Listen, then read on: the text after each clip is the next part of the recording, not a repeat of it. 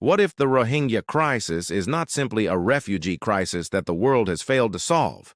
What if it has become something far more complicated, a geopolitical stalemate where every major player has a reason to manage the crisis, but very few have a reason to pay the full price of ending it?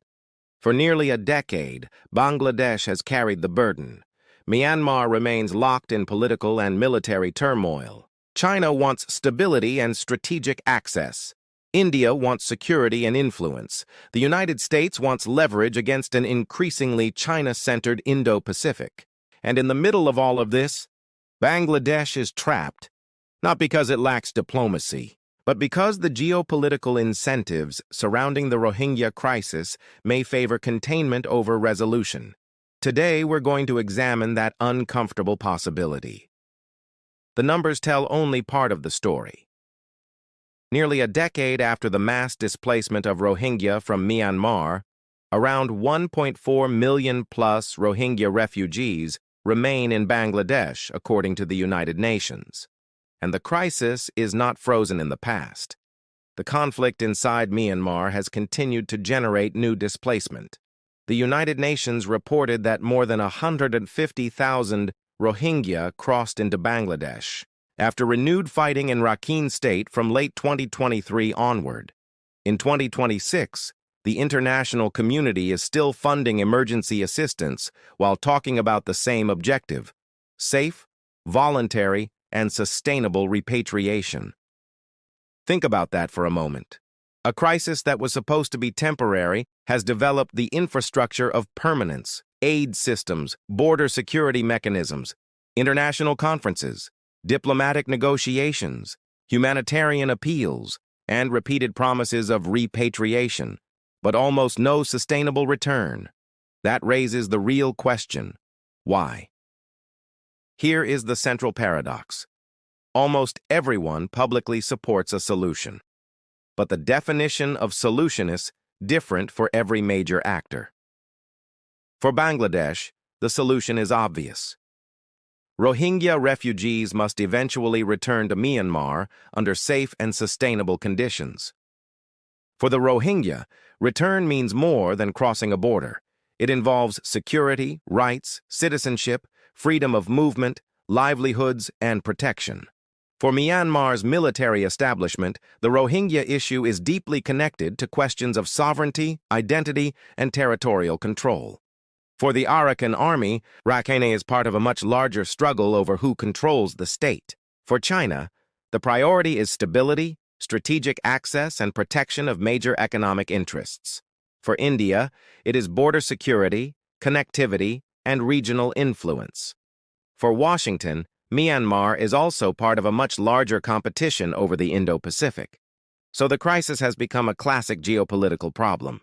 Everyone wants stability, but they do not necessarily want the same political outcome. For Bangladesh, this is where geopolitics becomes painfully concrete. Bangladesh is not a superpower.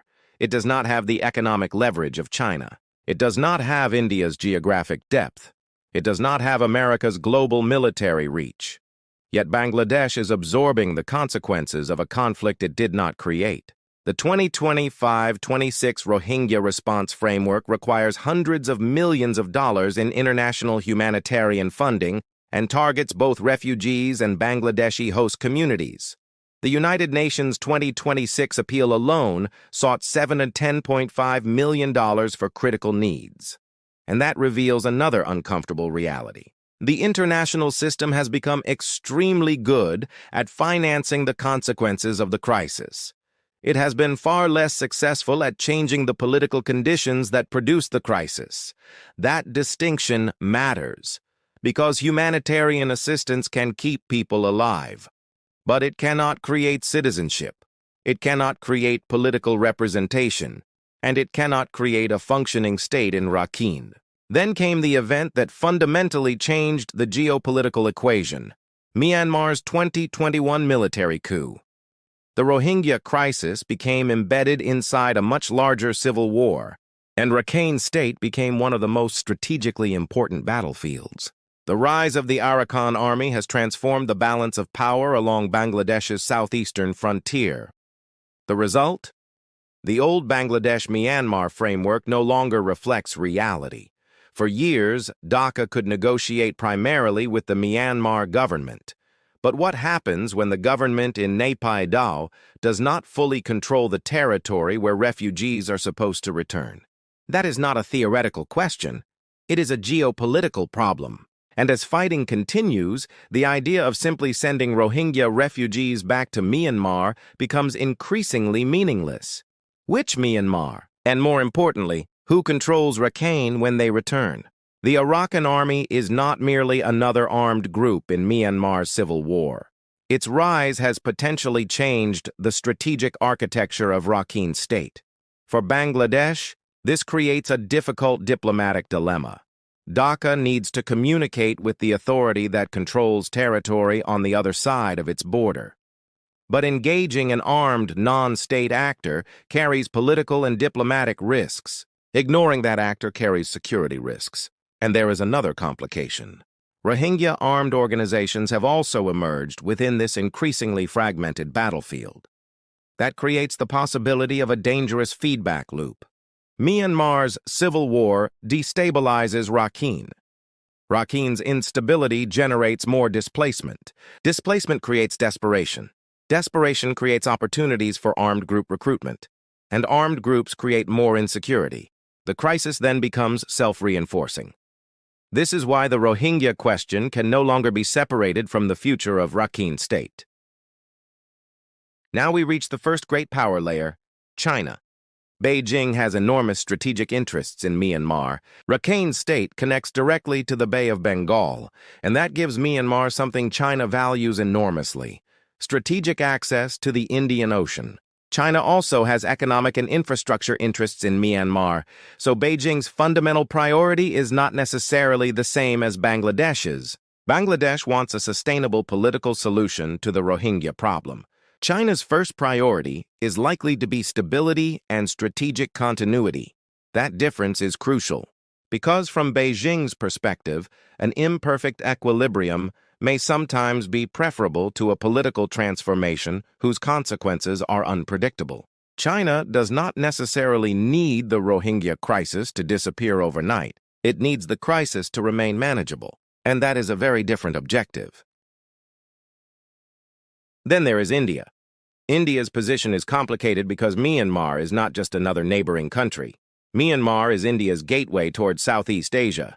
It is central to India's connectivity ambitions. It is also part of India's security calculations in the Northeast. And then there is the China factor. India does not want China to dominate Myanmar's strategic geography, so New Delhi has to balance competing interests: border security, counterinsurgency, connectivity, trade, regional influence, and strategic competition with Beijing. For Bangladesh, this creates a problem. Dhaka wants maximum international pressure for a sustainable Rohingya solution, but India may sometimes prioritize strategic stability in Myanmar over the kind of political transformation Bangladesh would prefer. And once again, the incentive structure becomes clear. The Rohingya crisis is important, but it is not necessarily the most important issue on India's Myanmar agenda. Now add the United States. Washington views Myanmar through the broader lens of democracy, human rights, and the Indo-Pacific balance of power. But the strategic context matters. The United States is competing with China for influence across the Indo-Pacific. The Bay of Bengal sits inside that larger strategic geography, so Myanmar is not simply a humanitarian problem. It is also part of a competition over regional alignment. And this produces another paradox. Washington has incentives to pressure Myanmar's military establishment, but Washington also has limited ability to directly determine who ultimately controls Rakhine State. And the United States cannot simply impose a political settlement on Myanmar without risking an even larger regional conflict. So the great powers repeatedly face the same dilemma. Push too hard, and instability may increase. Push too little, and the status quo survives. This is where Bangladesh finds itself in a geopolitical vice. From the west and north, India. From the east, Myanmar. Across the Bay of Bengal, China. and the wider Indo-Pacific strategic competition. Bangladesh needs all of them.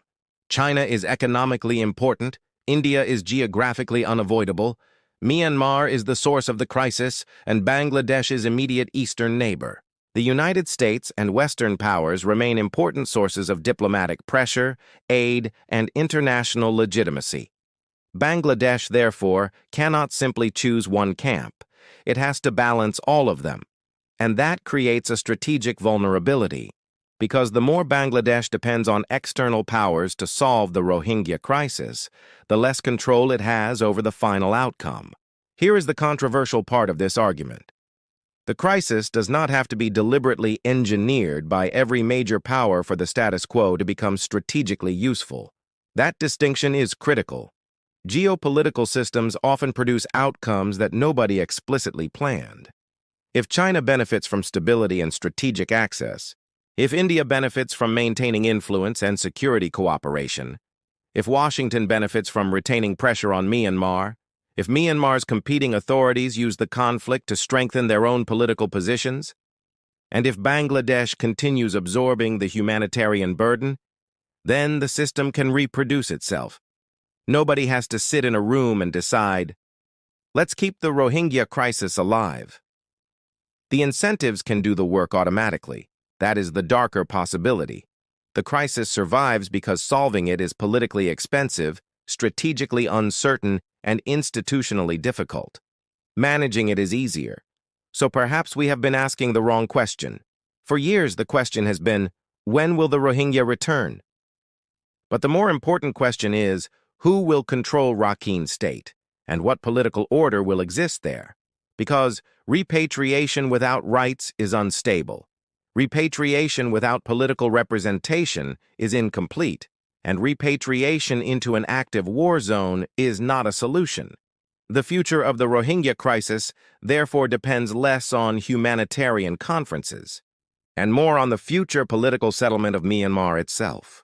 The first possibility is the continuation of the current model. Bangladesh hosts the refugees. International donors provide humanitarian assistance. Myanmar remains unstable, and repatriation remains a diplomatic promise rather than a reality. This is the easiest scenario for the international system, but potentially the worst for Bangladesh. The second possibility is a political settlement inside Myanmar. If a credible federal or negotiated political order emerges, Rakhine could eventually become stable enough for meaningful repatriation. But this would require cooperation from actors who are currently fighting one another. That makes it difficult, but not impossible. The third possibility is the most dangerous. The Rohingya crisis becomes a permanent feature of South Asian geopolitics. Bangladesh remains the host. Rakhine remains contested. China protects its strategic interests. India protects its security interests. Washington maintains pressure, and nobody possesses enough leverage or enough incentive to force a final settlement. That would transform the Rohingya crisis from a refugee emergency into a permanent geopolitical fault line. The Rohingya crisis is therefore not simply a story about refugees crossing a border. It is an analysis about power. Power over territory, power over borders, power over resources, power over strategic access, and ultimately, power over the political future of Rakhine State. Bangladesh has spent years trying to solve a problem whose decisive variables often sit outside Bangladesh. That is the geopolitical trap. The crisis may continue, not because nobody knows that it needs to end, but because the cost of ending it is distributed across powerful actors, while the cost of maintaining the status quo is concentrated heavily on Bangladesh and the Rohingya. And until those incentives change, the Rohingya crisis may remain exactly what it has become today. Not a temporary emergency, but a persistent geopolitical stalemate.